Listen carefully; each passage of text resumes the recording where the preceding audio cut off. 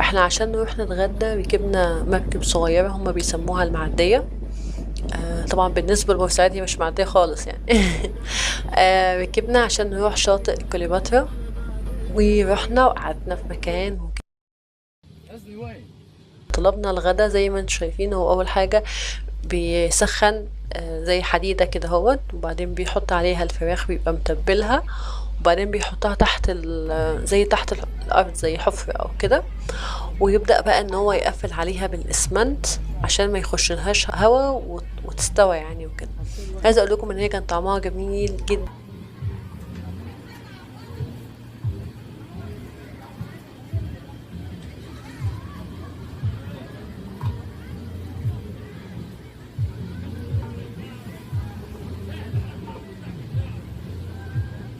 عقبال ما الاكل جهز نزلنا بقى الميه وقعدت اصور بقى الشاطئ، كان جميل جدا بس